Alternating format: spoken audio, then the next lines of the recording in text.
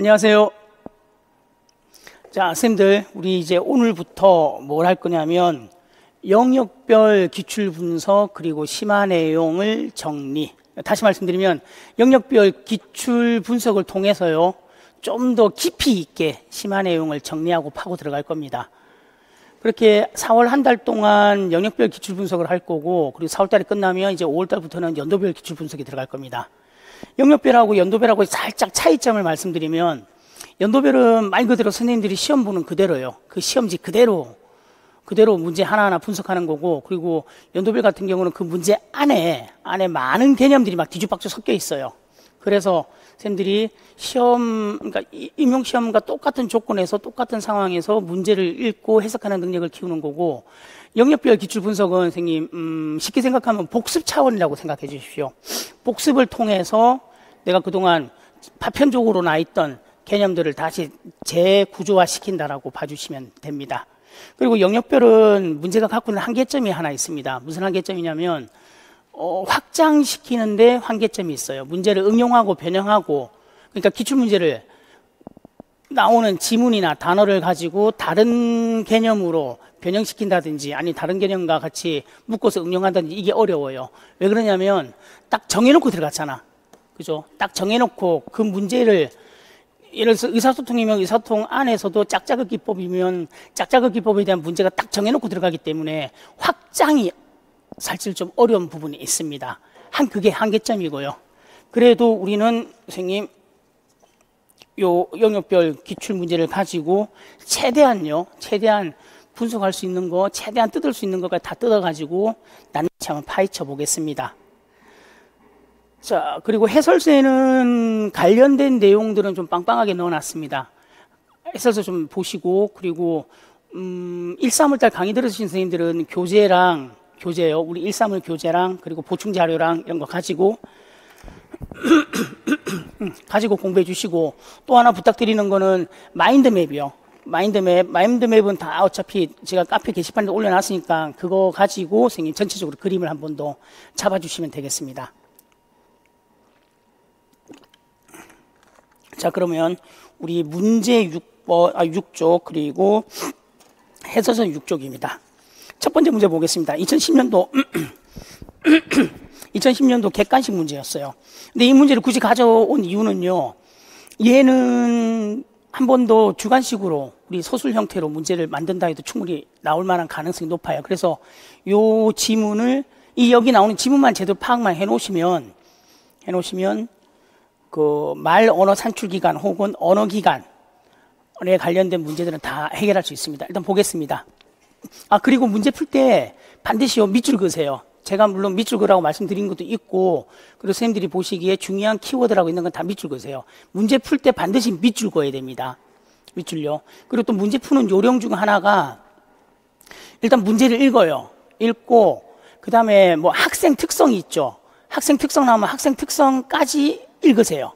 그리고 나서 중등 선생님들은 바로 다이렉트로 작성 방법으로 빼십시오.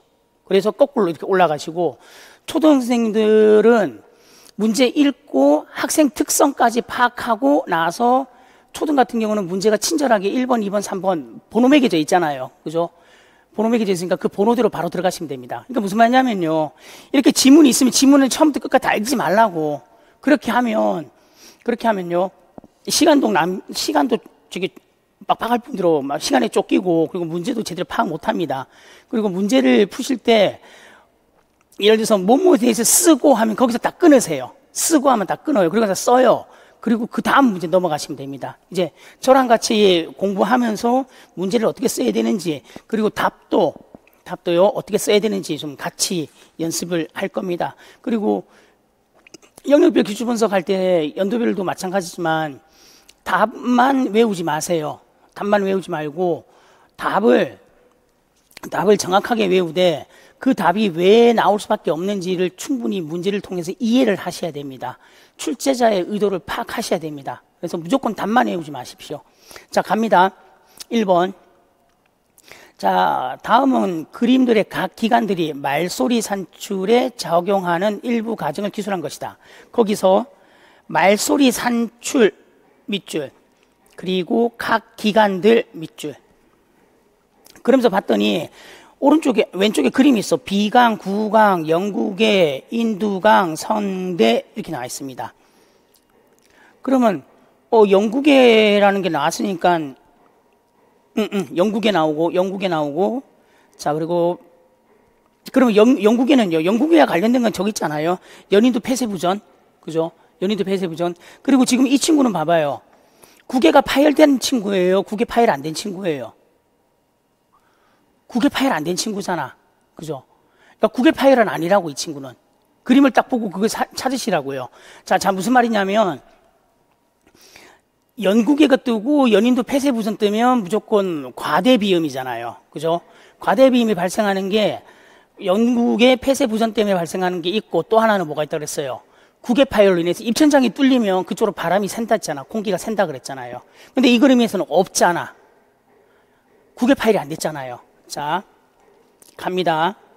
자, 성대 저 밑에요. 성대의 진동을 지닌 우리 바른 거 고르는 겁니다. 바른 거. 성대의 진동을 지닌 공기가 인두강의 윗부분에 도달하면 구강으로 나가는 길과 비강으로 들어가는 두 갈래 길이 있다.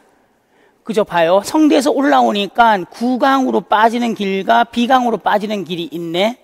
근데 그거를 결정하는 게 누구야? 영국애가 결정하네.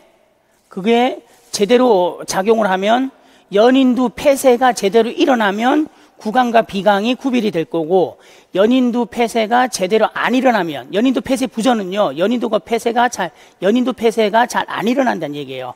안 일어나면 비강으로 소리가 세겠네. 밑에서부터 쭉 올라오는 겁니다. 자, 그리고 연국의 근육이 위로 올라가 인두북에 닿으면 비강문이 닫히고 공기는 입으로 나간다. 반면 공기가 입으로 나가는 길을 막고 연구개를 아래로 내리면 비강문이 아래로 내려 비강문을 열면 공기는 비강으로 나간다. 그러니까 연구개가 비강과 구강을 결정하는 놈이네. 그러니까 선생님들 연인두 폐쇄부전 꼭 외우시라고요. 연인두 폐쇄부전은 연인두가 폐쇄하는 기능을 제대로 발휘 못합니다라는 말입니다. 자, 봅니다. 맞는 거 기억. 구강과 비강음의 형성 과정. 이거 맞지 않아요? 그리고 두 번째, 성문 아래 공기 압력을 형성하는 과정. 얘는요? 성문 아래에서 공기 압력을 형성하는 과정. 자, 무슨 말이냐면 기억이요. 지금 이거 그림에서 생각하는 거는 비강이랑 구강 얘기하잖아요. 비강이랑 구강에서 나타나는 현상이 뭐예요? 공명 현상이잖아. 공명 현상. 그러면 결국은 이 네모는 공명 기관을 말을 하는 겁니다. 공명 기관요. 그러면 기억 구강음과 비강음의 형성 과정이니까 공명 기관 맞죠? 밑에 성문 아래 공기 압력의 형성 과정. 얘는 발성이잖아요. 발성. 성문은 발성이랑 관련됐다 그랬잖아요. 그리고 성문과 관련된 성문이 문제가 생기면, 성대가 문제가 생기면 어디입니까? 무슨 장이라고 봐야 돼요? 음성장이라고 봐야 되잖아요. 그러니까 기억은 공명기관, 니은은 발성기관. 디귿. 성대를 지나면서 조절된 소리의 공명과정. 공명관이라고 때렸으니까 공명기관. 자, 리을. 행경막의 하강으로 인한 에너지의 공급 과정. 얘는 호흡기관이에요. 그러니까 기억은 공명기관, 니은은 발성기관, 디귿은 공명기관, 니을은 호흡기관. 그래서 기억하고 디귿해서 2번이 답이 됩니다. 자, 얘는 해설서 잠깐 들어오겠습니다. 해설서 6쪽. 우리 지금 1번 문제 풀었어요. 1번 문제. 문제는 1번 문제 풀었습니다. 해설서 6쪽. 자, 일단 말 언어 산출 기간 혹은 언어 기관의 생리학적 이해.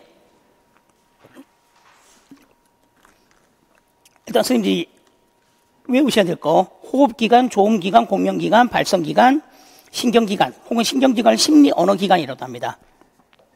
호흡기관, 호흡이니까 폐잖아요. 폐와 관련됐겠죠. 그래서 내용을 보시면서 동그라미 2번 보십시오. 호흡기관. 흡기, 호기. 흡기는 들이쉬는 거, 호기는 내쉬는 거. 그리고 이 흡기와 호기와 관련돼서 문제가 생기면 동그라미 4번 유창성 장애. 말이 부드럽게 쭉 이어서 나와야 되는데 그렇게 못 나오잖아요. 그리고 5번, 정상적인 호흡은 발성과 말의 유창성이 매우 중요하다. 거기 별표 2개. 흡기, 호흡기 개념 잡으셔야 되고, 호흡기관과 관련된 거는 유창성 장애 해야 돼요. 그리고 특히 이 호흡기관, 내성마비요. 선생님들, 내성마비, 경직형, 불수형. 이 친구들, 호흡기관에 문제가 있어가지고, 뭐라고 얘기해요? 흡기와 호기가 짧다 그러잖아요. 그죠? 흡기와 호기가 짧으니까 말이 정확하게 나올 수 있다, 없다? 못 나오죠. 왜냐하면 우리가 말을 할 때 내뱉으며 말을 하잖아. 그죠? 내뱉으며 말을, 호기 내뱉으면서 말을 하기 때문에 호흡이 짧다는 얘기는요, 길게 말을 못 한다는 얘기예요. 자, 그렇게 호흡기관은 폐, 흡기, 호기, 유창성 장애, 그리고 동그라미 5번, 발성과 말의 유창성이 중요하다라는 거. 그 다음 조음기관. 자, 기억이요. 1번 봐요, 1번. 조음이랑 구강 안에서 자음과 모음을 만드는 과정. 그러니까 조음기관 뭐예요? 일단 혀 생각하면 되죠. 조음 위치, 조음 방법, 소리 세기, 이게 다 조음기관이라고 보시면 되잖아. 그래서 2번 조음 과정을 한 번만 읽어봐 주시고, 자, 선생님들이 개념 잡아야 될 거 3번, 4번, 5번. 구강 성대에서 입술까지, 비강, 목젖에서 콧구멍까지, 인두강, 선대에서 뒤 부분까지. 그거는 좀 기억하셔야 됩니다. 그리고 동그라미 6번 별표 3개. 자, 연인두 폐쇄 부전. 연인두 폐쇄. 원래 연인두 폐쇄라는 게 선생님, 있어야 돼, 존재해야 돼. 정상적인 거라고요. 연인두 폐쇄는 있어야 하고 존재해야 되고 정상적이어야 돼요. 왜? 구강과 비강을 가르는, 나눠주는 역할을 하니까. 자, 5번. 연인두 폐쇄. 얘는 구강음을 산출합니다. 연인두 폐쇄는 비음을 제외한 소리를 산출할 때 기류가 비강으로 새어나가는 것을 막아준다. 그러니까 코로 빠지는 걸 막아준다는 거잖아요. 연인두 폐쇄. 근데 연인두 폐쇄 부전, 동그라미 7번 별표 3개. 구개 파열로 인해 연인두 폐쇄 기능이 적절하게 이루어지지 않으면 과대 비염이 발생한다. 그러니까 연인두 폐쇄 부전은 두 가지 개념을 보셔야 된다고요. 첫 번째, 연인두라는 근육이 제 역할을 못할 때, 두 번째, 구개 파열로 인해서 나타난다. 그럼 연인두 폐쇄 부전은 무조건 뭐랑 연결해라? 비강음, 과대비염하고 연결해라. 자, 그렇게 조음기관 봤어요. 근데 공명기관. 자, 공명은 동그라미 1번 한 번만 봐주시고, 2번 봐요. 자, 성대에서 산출하는 소리는 성도 내의 공명강을 통하면서 변화한다. 공명강은 구강, 비강, 인두강이다. 소리의 생성이 아닌 소리의 특성을 영향해 준다. 그러니까 소리를 크게 동을 3번 봐봐요. 소리를 크게 음양학적 음질을 변화시킨다. 그러니까 사람 신체에는 공명기관은 구강, 비강, 인두강 2개밖에 없다. 그래서 여기서 그림 자체에서도 봐요, 선생님. 1번 문제 다시 봐봐요. 비강, 구강, 인두강. 거기 동그라미. 그림에서 구강, 비강, 인두강. 공명기관만 나타냈잖아요. 만약에 조음기관을 했으면 혀를 찍었겠지. 그죠? 자, 그 다음 발성기관. 발성기관은 무조건 성대라고 잡으십시오. 발성기관 성대, 그럼 성대와 문제 있는 장애는 음성장애. 그렇게까지 잡으라고요. 자, 동그라미 1번, 2번 한번 봐주시고, 동은 3번, 별표 하나입니다. 무성음은 성대가 떨리지 않은 음으로 성문이 넓게 열린다. 자, 4번, 별표 한 개예요. 유성음을 내기 위해서는 성대가 내전되어 가깝게 모여야 한다. 모인 틈으로 공기가 통과하면서 성대가 떨린다. 이 말이지, 이 말. 그러니까 이게 성대예요, 성대. 이 두 개 손바닥이 성대예요. 그러면 무성음을 내려면 어떻게 돼? 성대가 이렇게 떨어진다는 거지. 성대가 이렇게 떨어진다는 거예요. 근데 유성음을 소리 내려면 성대가 붙어야 된다는 거. 기억하셔야 됩니다. 무성음은 성대가 떨어지는 거, 무성음은 성대가 붙는 거. 동그라미 5번. 성대 접촉이 불충만한 경우 속삭이는 지나치게 단단하게 접촉되면 치어지 않은 듯한 억압적인 음성이 나온다. 자, 별표 3개입니다. 5번. 성대 접촉이 불충분하면 속삭이는 음이 나온다고요. 그리고 지나치게 단단하게 접촉하면 치어 짜는 듯한 음이 나와야 된다고. 근데 그것도 상식적으로 생각해보자, 선생님. 일단은 지나치게 성대가 붙어있다는 얘기는 뭐예요? 성대 근육이잖아. 그럼 근육이 지나치게 붙어있다. 긴장했네? 과긴장했네? 아, 그럼 뭐랑 연결할 수 있어요? 경직형 내성마비. 그러면 성대가 단단하게 붙어있으니까 이거 움직이려면 어떻게 해요? 성대를 쥐어 짜야지. 그죠? 그래서 경직형 내성마비의 특징 중에서 쥐어 짜는 듯한 소리를 낸다. 이런 말 있잖아요. 그거 같이 묶어서 기억하셔야 됩니다. 자, 그리고 6번. 성대 표면에 결절이나 풀립, 밑줄. 성대 표면에 결절이나 풀립, 밑줄. 그러면 정상적인 음이 안 나온다. 그래서 동그라미 7번, 8번 성대 결절과 폴립 꼭 정리하셔야 돼요. 성대 결절은 쉬면 나아집니다. 그냥 부풀어 오른 거예요. 폴립은요, 종양이 생긴 거예요. 용종이 생긴 거예요. 거기에 혹이 생긴 거예요. 그래서 어떻게 해야 돼? 수술로만 해결할 수 있어요. 자, 그 다음에 신경기관. 선생님들 요 신경기관 잘 잡아야 됩니다. 심리 언어기관이라고 신경기관이 돼요. 자, 신경을 일단 중추와 말초는 아니다. 동그라미 1번. 거기서 4번 보세요. 거기서 얘만 보세요. 2, 3, 4는 한번 봐주시고, 신경기관과 관련된 친구들은 실어증과 운동말장애 혹은 신경말장애 이렇게 있습니다. 자, 밑에 연인두 폐쇄부전을 설명하고 구강음, 비강음을 설명한 겁니다. 비강, 구강, 그리고 인두강 나오면 무조건 공명기관. 공명기관 나오면 연인두 폐쇄부전. 그렇게까지 연결하면 돼요. 좋은 기관도 당연히 연인두 폐쇄부전하고 같이 연결되고요. 자, 2번 보겠습니다. 자, 2번은 이제 15년도 문제인데, 자, 이제 영역별 할 때는요, 선생님, 우리가 해당하는 문제만 볼 거예요. 그 외에 다른 장애 영역은 안 볼 거라고요. 우리 지금 의사소통 하니까 의사소통에 관련된 문제만 풀 거라고요. 왜 선생님 다른 문제 다 안 풀어줘요? 다른 문제 다 풀어주는 거는 연도별 기출 분석에서. 지금은 해당하는 영역만. 자, 문제에서는 유치원 5세 밑줄, 관찰 메모 밑줄, 그리고 특수교육 지원센터 순회교사 밑줄. 그 정도만 일단 잡아놓고요. 그 다음 관찰 메모 봅니다. 대상은 영수고 관찰일은 4월 1일이고 관찰 장면은 자유선택활동. 유아니까 자유선택활동. 중등하고 초등생들은 그냥 뭐 국어 수업 아니면 뭐 사회 수업, 수학 수업 이렇게 하면 돼요. 자, 봤더니 우리는 니은과 관련해서 기억은 안 볼 거예요. 니은 봤더니 아이들이 퍼즐 놀이를 하면서 항상 높낮이의 변화 없이 같은 톤으로 말하는 영수를 보고 선생님 영수는 말하는 게 똑같아요. 거기서 높낮이 변화 없이 밑줄, 같은 톤 밑줄. 자, 그러면서 이런 문제 나왔습니다. 자, 바로 밑에 영수의 특성은 자폐성 장애 유아의 언어적 결함 중 하나로 의문론적 영역 가운데 무엇의 사용에 제한을 보인다. 의문론적 영역이에요. 의문론적 영역. 의문론적 영역 강에서 무엇의 사용을 제한을 보인다. 일단 니은만 가지고요. 니은만 가지고 언어의 요소라고 따지면요. 언어의 요소로 따지면 얘는 준언어적 요소잖아. 그러니까 이거 구별 잘해야 된다고요. 언어의 요소, 언어적 요소, 준언어적 요소, 비언어적 요소. 그리고 언어의 구성 요소라고 하면 얘 의문론이니까 어디에 해당돼요? 구성 요소 3가지잖아. 뭐예요? 구성 요소.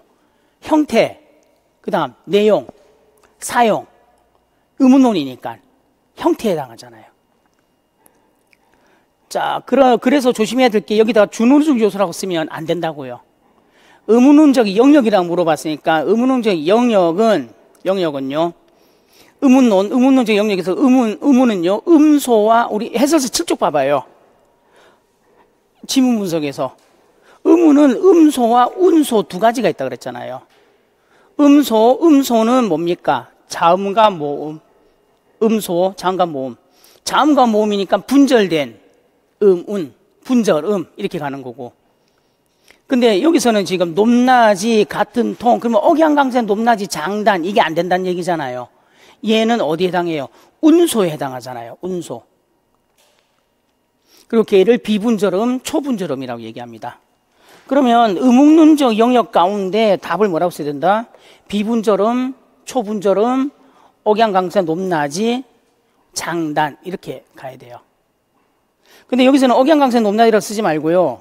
여기서는 답은 비분절음, 초분절음 아니면 운소 이렇게까지만 쓰시면 됩니다.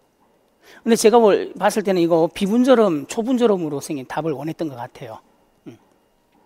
제가 거기다가 해설서에는 억양강세 높낮이라 넣어놨는데 그거를 이렇게 고쳐주세요. 운소 해가지고 가로 열고 억양강세 높낮이 가로 닫고, 운소 해갖고 가로 열고 억양강세 높낮이 가로 닫고 이렇게요.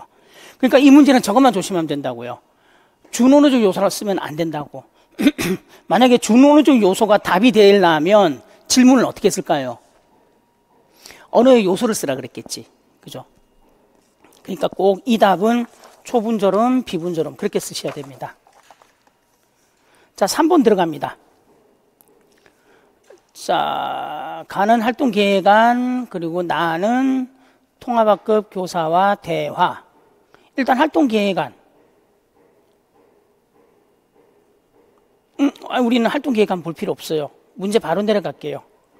자, 대화에서 봐야 됩니다. 일단 니은과 디귿에 나타난 언어장애 유형. 니은과 디귿.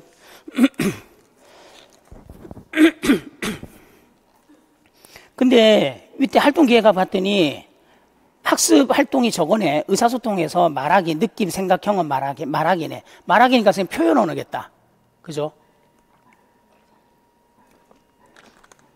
말하기는 표현 언어잖아. 이거 무슨 말이냐면, 언어는 크게 수용 언어, 표현 언어 두 개잖아요. 수용 언어는 뭐예요? 듣고 이해하는 거. 표현 언어는 뭐예요? 말하는 거잖아요. 그죠? 그럼 여기서는 지금 수업이 느낌, 생각, 경험, 말하기니까 표현 언어 하는 걸 표현 언어를 배우는 시간이라고. 자, 봅니다. 다시. 교사 대화. 체교사. 자, 대부분 수업 활동에 잘 참여하고 있어요. 그러나 자기 느낌이나 생각을 말하는 시간에는 어려움이 있어요. 거기 밑줄. 자신의 느낌이나 생각을 말하는 시간에는 어려움이 있어요. 작년에는 말이 막히거나 말을 더듬는 현상이 종종 있었어요. 말이 막히거나 말을 더듬는 현상. 니은에 해당하는 언어장애 유형. 뭐예요? 유창성 장애라 써야 됩니다. 예, 선생님, 말이 막히거나 말을 더듬는 현상, 말 더듬으면 안 돼요? 아니에요. 나중에 뒤에 문제 풀면 알겠지만, 언어장애 유형이라고 쓰면, 다시 할게. 언어장애 유형이라고 말하면 유창성 장애라고 해야 돼요. 그런데, 유창성 장애의 유형을 쓰라 그러면, 그럴 때 말더듬이라 써야 된다고. 그러니까 질문이 달라진다고. 질문, 보면 니은과 디귿에 나타나는 언어장애 유형, 거기 밑줄요. 언어장애 유형이라고 물어봤기 때문에 니은은 유창성 장애라고 써야 돼. 만약에 니은을요, 니은에 해당하는 유창성 장애의 유형을 쓰라 그러면 말더듬증, 차이점 이해가요? 그렇게 구별하시면 됩니다. 일단 니은 봐요. 말이 막히거나 동그라미, 말을 더듬는다 동그라미. 그럼 말이 막히면 말더듬의 무슨 행동? 막힘. 뒤에 더듬거나 얘는 아마 적을 거예요. 반복이나 연장을 얘기할 거예요. 그러면 기억에 니은에 나타나는 말더듬의 행동은 핵심 행동 중에서 뭐? 반복, 연장, 막힘. 자, 있었는데 올해는 많이 좋아졌어요. 그런데 아직까지 지수의 발음이 정확하지 않아서 친구들이 잘 알아듣지 못하는 것 같아요. 자, 이제 발음으로 빠졌습니다. 발음 동그라미요. 발음. 이게 지금 유창성 장애에서 다른 장애로 문장을 연결해서 부드럽게 만든 거라고, 교수님들이. 자, 그래서 친구들이 이야기할 때 지속적으로 풍선을 푸선이라고 하고 사탕을 아탕이라 그래. 자, 디귿의 언어장애 유형은요. 조음 의문장애죠. 조음 의문장애라고 써야 됩니다. 일단 거기서 끊어봐요. 그러면 조음 의문장애에서 여기서부터 잘 보셔야 돼요. 풍선을 푸선이라고 그러고 사탕을 아탕이라고 그래. 그러면 풍선의 이응. 이 이응은요, 소리값 있는 거예요, 없는 거예요? 종성이니까 있지. 그러면 그게 풍선이 푸선으로 됐으니까 소리값이 어떻게 됐어요? 생략됐잖아. 그러면 개별 조음 우리 형태로 보면 얘는 생략이지. 그 다음 사탕을 아탕. 시옷이 이응이 됐어. 얘는 시옷이 이응이 된 거예요? 아니면 시옷이 사라진 거예요? 사라진 거죠. 우리나라 모음은 항상 그 앞에 이응이 있는 것처럼 표현하잖아. 그죠? 그러면 얘도, 그럼 개별 조음 오류는요? 얘도 생략이지. 그지? 거기까지 빼야 됩니다. 그럼 나머지 개별 조음 오류에서 선생님들이 찾아야 될 거 생략, 대치, 왜곡, 첨가. 생략, 대치, 왜곡, 첨가. 네 가지잖아, 네 가지. 그거 선생님 반드시 정리하셔야 됩니다. 자, 그 다음.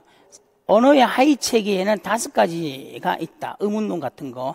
니을에서 언급된 지수의 언어 행동을 언어의 하위 체계 중 뭐가 관련이 있는가? 언어의 하위 체계 밑줄.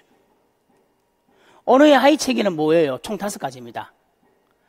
의문론, 형태론, 구문론, 의미론, 화용론. 언어학의 하위 체계라고 물어보든, 언어학의 영역이라고 물어보든, 언어 발달을 물어보든, 물어보는 방법은 다양할 겁니다. 그 5가지. 그 5가지 중에서 쓰라고 합니다. 자, 보니까 상황에 적절하지 않은 말, 밑줄. 상황에 적절하지 않은 말, 밑줄. 3000% 빠졌다는 얘기잖아요. 그러면 주제에 어긋난다는 얘기죠. 그러면 주제에 어긋난다. 대화의 사용, 화용론이잖아요. 그 다음 봐요. 얼핏 보면 말을 잘하는 것 같지만 실제로는 친구들과 대화를 할 때 어려움이 있어요. 대화를 할 때 어려움이 있어요. 밑줄. 화용론이잖아요. 그러면 화용론은 언어의 구성 요소 중에서 어디에 해당합니까? 사용에 해당해요. 그렇게 잡아주셔야 돼요. 그리고 니을은 하나만 더 가져갑시다. 뭐까지 빼야 되냐면 화용론까지는 알았지만 여기서 니을에서 말하는 거 화용론은 결국 뭐예요? 대화 주제잖아요. 대화 주제에 대해서 언급한 거잖아. 그러면 대화 주제와 관련된 기술. 대화 주제 관리 기술. 대화 주제 관리 능력. 이랑 니을이 연결된다고. 아니 무슨 말이냐면 봐봐. 대화 참여 기술이라고 해가지고 말차례 지키기 그리고 대화 주제 관리 능력 그리고 내가 실수했을 때 화자가 말하는 사람이 실수했을 때는 고쳐서 말하는 거. 발화수정 전략. 듣는 사람이 잘 못 들으면 어떻게? 명료화 요구하기. 그렇게 한번 정리했잖아요. 그거까지 같이 정리하셔야 됩니다. 그러니까 교재나 선생님 자료 선생님들 갖고 그러니까 제 교재나 아니면 보충 자료에 보면 적어 있다고요. 대화 참여 기술이라고 있다고 화용론에서. 그거 정리하라고 꼭 말씀드렸습니다.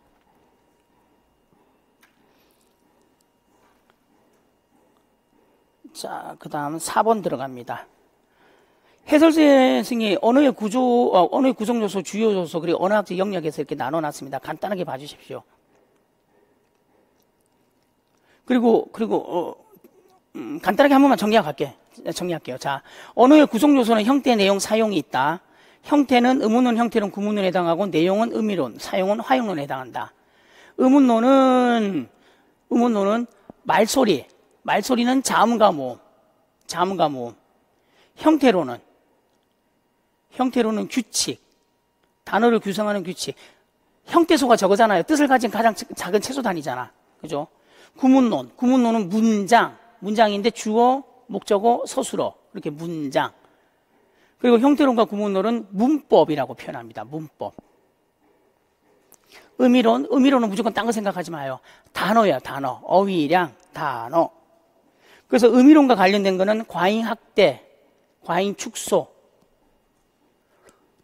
그리고 주격조사의 과잉 일반화 이렇게 얘기할 때는 선생님 구문론이라고 하십시오. 형태론이긴 한데 문장 안에서 사용되는 거니까. 그리고 화용론은 언어의 사용. 이거 이해하셔야 돼요.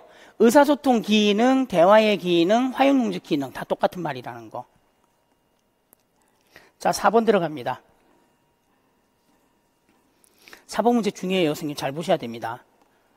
자, 가는 지적장애 학생 민기의 특성, 학생 특성 밑줄. 자, 나머지는 2009년도 교육과정이니까 안 보셔도 되고요. 자, 문제 보고 나서 제가 바로 학생 특성으로 들어가랬죠. 보니까 수용 언어, 표현 언어, 사회적 의사소통에 어려움이 있음. 사회적 의사소통에 어려움이 있다는 얘기는 결국 선생님 봐봐. 잘 생각해봐요. 사회적 의사소통은 혼자 말하는 거예요. 대화 상대자가 있어야 돼요. 벽 보고 혼자 얘기하는 거잖아. 아니잖아요. 대화 상대자가 있어야 되잖아요. 그러면 대화 상대자가 있어서 대화 상대자랑 이야기한다. 그러면 상호작용이에요. 일반적으로 의사소통은 기본적인 베이스가 뭐다? 상호작용이에요. 상호작용.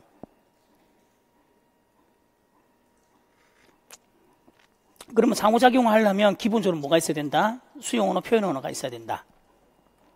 자, 두 번째 거는 그냥 특성만 보고요. 우리 문제에서는 상관이 없어요. 일단 학습된 무기력 보이고, 저조한 성취 경험 보이고, 타인의 낮은 기대로 심리가 위축되어 있다. 일단 거기까지 한번 보시고.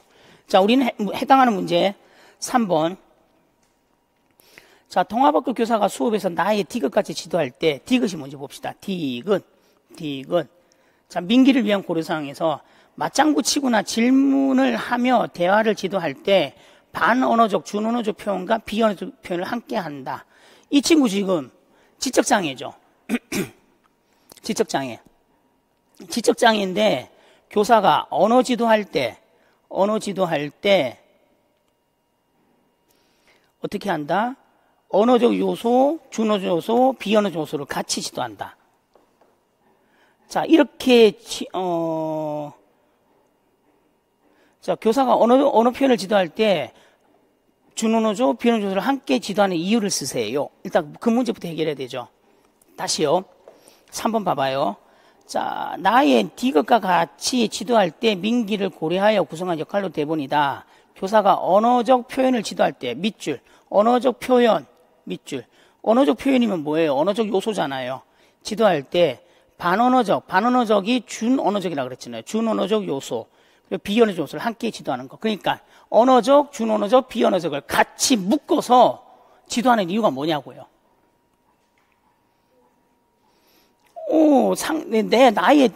나의 말을 하려고 하는 의도, 대화의 의도, 아니면 언어적 의도, 아니면 의사소통 의도, 아니면 의사소통 의도를 효과적으로 전달하기 위해서이다. 이게 가장 좋은 답입니다. 그 해설서 보면, 모분단에 보면 의사소통 의도를 효과적으로 전달하기 때문이다. 혹은 대화 내용을 효과적으로 잘 전달하기 때문이다. 혹은 표현하고자 하는 내용을 더 자연스럽게 효과적으로 말할 수 있다. 이렇게 있는데 첫 번째가 제일 나아요, 선생님. 그럼 하나만 더. 얘 지적장애로 문제가 나왔지만 우리 자폐 친구들요. 자폐성 장애 학생을 선생님 우리 규정할 때 DSM-5에서는 A와 B 두 가지였잖아요. A는 사회적 상호작용해서 어느 쪽에 초점 맞췄고, B는 뭐 상동행동, 문동행동, 상동행동, 문제행동, 아니면 어떠한 고집 이런 거에 대해 행동에 초점 맞췄잖아요. 그리고 A에는 해당하지만 B에 해당하지 않는 아이들 뭐라 그런다? 사회적 의사소통 장애라고 표현했잖아요. 그러면 이게 지적장애로 문제가 나왔지만 16년도에는 얘를 자폐로 바꿔도 똑같잖아. 그리고 그거 기억나십니까? 자폐 학생들의 언어적 특성 뭐예요? 우리 아까 앞에서 됐잖아. 앞에 누구야? 영수. 문제 2번. 영수, 자폐인데 얘 무슨 특성이에요? 높낮이가 변화 없이 같은 통으로 말한다. 준어적 요소가 안 되잖아.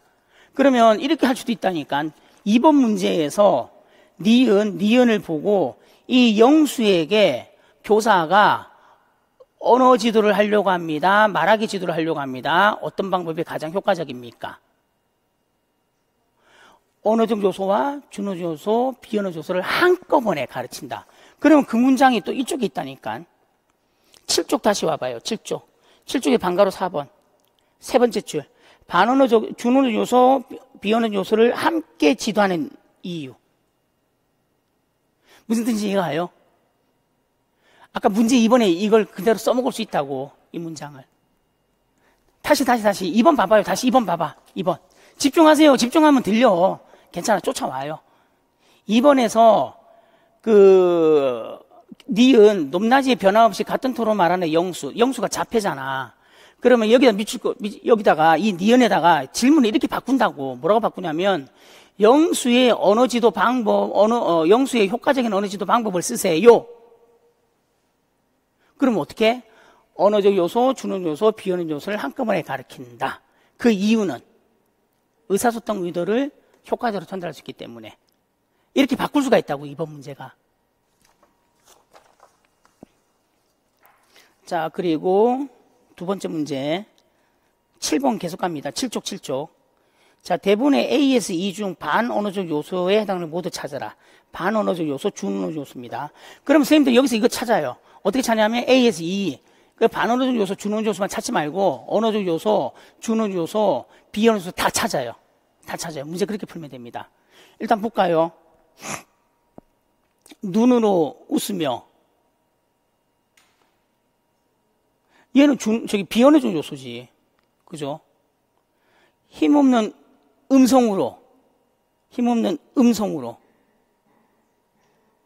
얘는 준언어적 요소죠. 억양강세 높낮이잖아. 준언어적 요소가 억양강세 높낮이. 자, 눈을 크게 뜨며. 얘는 비언어적 요소. 낮은 어조로. 억양강세 높낮이잖아. 그러니까 낮은 어조도 준언어적 요소. 걱정스럽게 어깨를 토닥이며. 얘는 비언어적 요소. 그렇게 구별해서 하시면 됩니다. 자, 이게 만약에 연도별 기출 분석이었으면 선생님 좀 더 막 지문 하나하나 뜯어가지고 들어갈 텐데 얘는 영역별이기 때문에 해당하는 것만 볼 수밖에 없어요. 그래서 이렇게 처음에 제가 말씀드린 거 영역별 기출 분석하면 약간의 한계가 있다는 게 이 부분입니다. 막 이렇게 확장시키려고 해도 확장을 못 시킨다고요. 그 안에서만 움직여서. 자, 5번 들어갑니다. 5번 문제 되게 중요한 문제입니다. 잘 보셔야 돼요. 5번. 자, 5번. 자폐성 장애 밑줄. 잡아라 분석 밑줄. 그 다음 대화를 전사, 대화 밑줄, 전사 밑줄. 세 번째 줄 발화를 구분 밑줄. 자, 하나씩 봅시다. 일단 작성 방법 바로 갑시다. 자, 자폐성 장애 학생의 언어적 특성에 근거해서 가의 밑줄친 기억과 리을의 공통점 한 가지를 쓰고 거기서 끊어요. 거기서 끊으라고. 자, 기억과 니은의 공통점 한 가지를 쓰고 거기 끊으라고. 그럼 거기 쓸 때 일단 멈추고 답을 구해요. 기억과 리을의 공통점 봅시다. 자, 주차장에서 차 문을 열면서 성우 주차장에 뛰면 안 돼. 그랬더니 엄마가 그렇지, 엄마가 주차장에 뛰면 안 된다고 말했지. 그러면 언젠가 말했겠네. 언젠가 엄마가 말했네. 뛰지 말라고. 근데 그게 언제 나왔어요? 지금 나왔네. 시간이 걸린 다음에 나왔네. 일단은 상대방의 말을 따라하는 게 그 반향어잖아요. 일단 반향어인데 얘는 무슨 반향어? 얘는 지연 반향어. 반향어는 크게 두 가지잖아요. 시간 개념에서 즉각 반향어, 지연 반향어. 그리고 이제 뭘 보냐 또 리을 봅니다. 리을. 엄마가 성우야 김밥 먹을래 했더니 김밥 먹을래. 엄마가 말하자마자 바로 따라 말했네. 그럼 얘도 반향어인데 무슨 반향어? 즉각 반향어. 그러면 기억과 리을의 공통점 한 가지 쓰라 그러면 뭐라고 써야 돼요? 반향어라고 써야 돼요. 지연 반향어와 즉각 반향어다. 그렇게 쓰면 안 된다고. 반향어라고 써야 된다고. 반향어가 두 가지잖아요. 지연 반향어, 즉각 반향어. 그렇게. 자, 그 다음 기억에 의사소통 기능을 써라. 기억. 그러면 얘는 지연 반향어의 의사소통 기능을 쓰라네. 근데 이거 여기서 조심해야 될 거. 지연 반향어의 의사소통 기능, 즉각 반향어의 의사소통 기능, 선생님, 그게 물론 정리되어 있는 게 있어요. 근데 되게 복잡해요. 복잡하고 선생님 그거 그냥 외우려고 그러면 나중에 머리 터져요. 그래서 이렇게 지연 반향어, 즉각 반향어 신경 쓰지 말고 반향어의 특성, 의사소통 특성 쓰라 그러면 눈에 보이는 대로 선생님 찾아서 그거 쓰면 될 것 같아요. 일단 뭐예요? 뛰면 안 돼, 뛰면 안 돼. 하지마. 자기 규제. 혹은 자기 지시. 내가 나한테 하지마 이러잖아. 스스로 지시하잖아요. 그래서 얘는 자기 지시적 기능 혹은 자기 규제 기능 이렇게 쓰시면 됩니다. 자기 지시적 기능으로 좀 잡아요. 그게 좀 외우기 제일 좋습니다.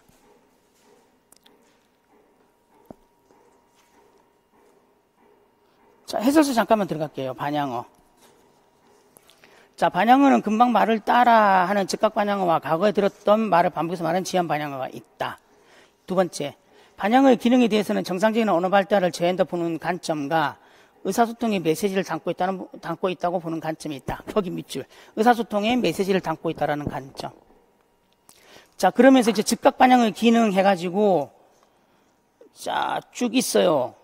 주고 비초점 기능, 동그라미 1번에 비초점 기능, 동그라미 이걸 주고받기 기능, 3번에 염습 기능 해서 쭉 있어요. 한 장 넘겨봐봐요. 그 다음에 자기 규제 기능 있죠. 자기 규제 기능 밑줄 치고 보세요. 그 다음 기술 기능, 긍정적인 대답 기능, 요구 기능 이렇게 있습니다. 한 번만 좀 읽어보십시오. 그리고 반향어의 의사소통 기능 나오고 쓰라 그러면 눈에 보이는 대로 선생님 직관적으로 쓰십시오. 눈에 보이는 대로 직관적으로. 자, 그 다음 활용적 능력의 의미가 무엇인지 쓰고 밑줄 친 니은과 디귿에 대한 활용적 기술의 문제점을 설명할 것. 자, 일단 활용적 능력의 의미 쓰래요. 활용적 능력이 뜻이 무슨 말입니까? 예. 자, 예, 해설서 바로 가십시오. 활용적 능력. 가지고 있는 언어적 지시를 활용해서 실제적인 의사소통에서 효과적으로 표현하는 능력.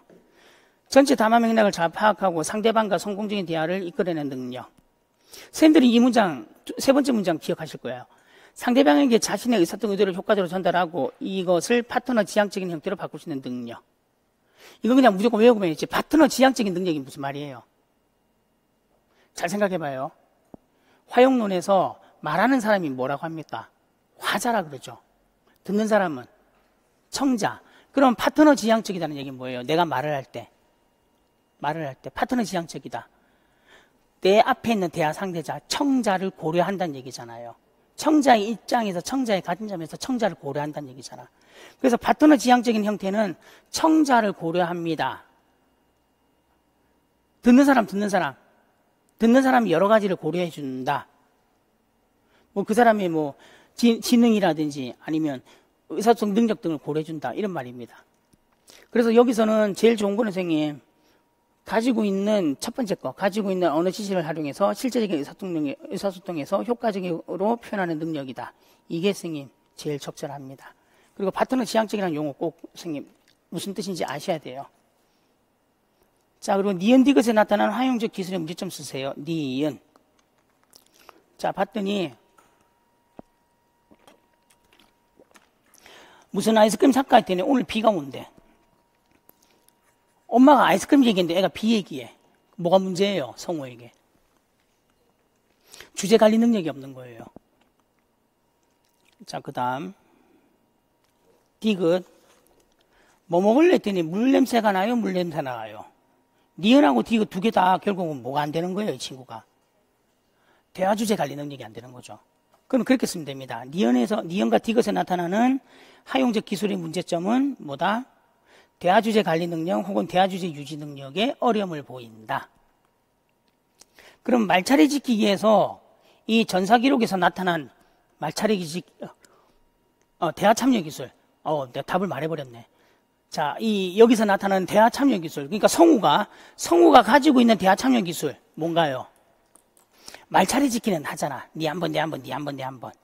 하지만 주제 관리 능력도 안 되고, 그죠? 의사소통 실패했을 때, 화자가 실패했을 때, 발화 수정 전략, 청자가 실패했을 때, 명료화 요구하기 이런 것도 안 되는 거죠. 자, 그 다음 발화 구분의 잘못된 점 두 가지를 찾고 그 이유를 쓰세요. 나의 발화 기록부에서. 발화 기록부에서는 분명히 잘못된 발화는 제외시켜야 되잖아. 근데 봤더니 2번하고 3번 봐봐요. 1, 2, 3, 4, 5, 6, 7, 7, 6, 5, 4, 3, 2, 1. 앞으로 세나 거꾸로 세나. 얘는 뭐예요? 숫자 세기 아니에요. 숫자 세기 같은 노래하기 숫자 세기 같은 외워진 자동 구호는 발화에서 구분하지 않고 분석해서 제외한다. 외워진 자동 구호. 답안지에 외워진 자동 구호라는 용어 꼭 기억하셔야 됩니다. 그 다음 내려와서 8번, 9번. 같은 발화가 두 개 있네. 같은 발화가 두 개 있으면 어떻게 한다 그랬어요? 최초 발화만 분석하죠. 그거 쓰면 되겠다. 2회 이상 동일한 발화가 단순 반복되면 최초 발화만 분석한다. 여기서는 그 정도만 볼 수 있어요. 자, 아까 7쪽에 반향어 설명했고요.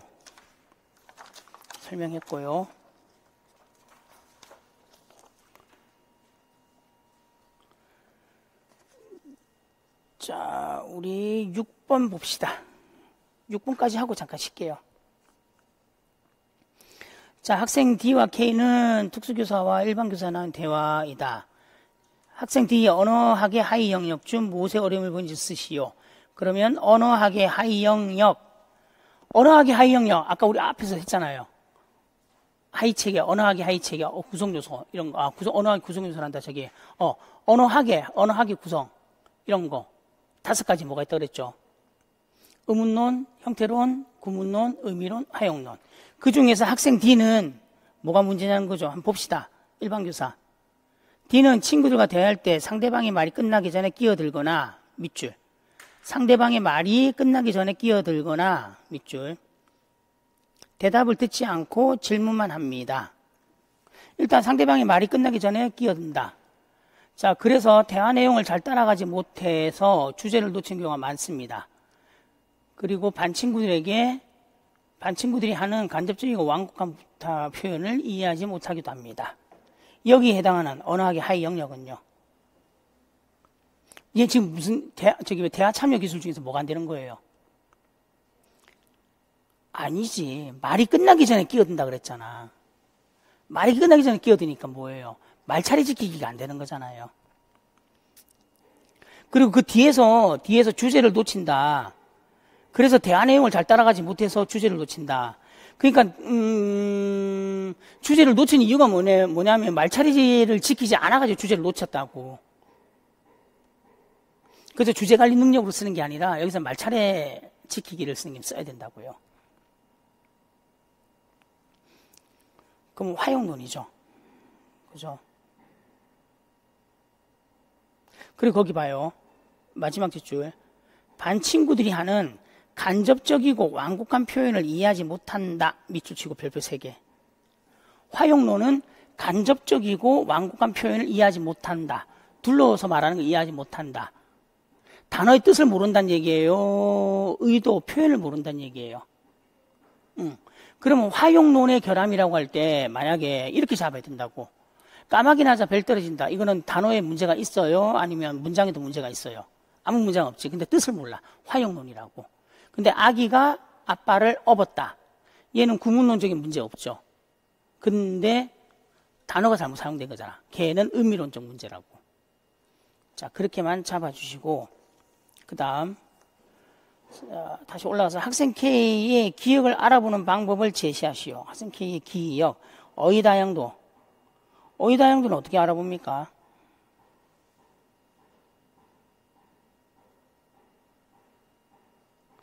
해줘서 보세요.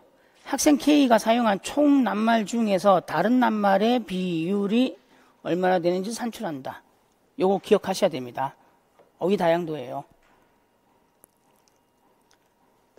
자, 그리고 K에게 적용할 수 있는 니은의 유형 한 가지와 니은의 유형, 의미단서.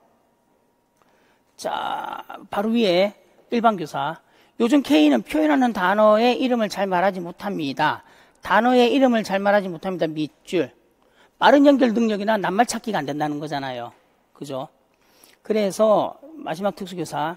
K가 단어를 떠올리는데 어려움을 보일 때는 의미 단서나 구분 단서와 같은 다양한 단서를 사용하는 활동을 하세요. 그럼 여기서 지금 의미 단서의 유형 한 가지와 예를 써라. 얘는 답이 여러 가지입니다. 제가 답에다 놓은 건 동의어예요, 동의어.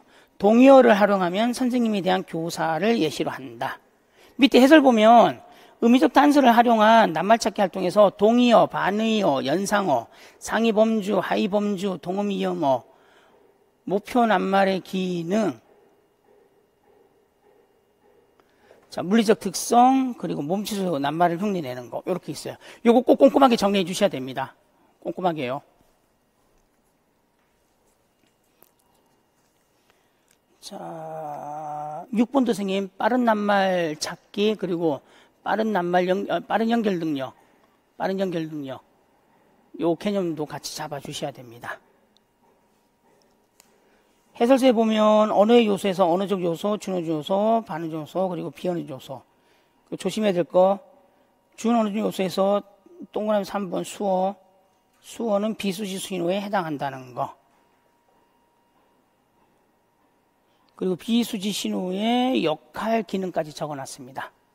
자, 오른쪽은 또 형태, 내용, 사용 해서 또 분류해놨습니다. 자, 우리 잠시만 쉬었다가 7번 들어가겠습니다. 잠시 쉬었다 가겠습니다.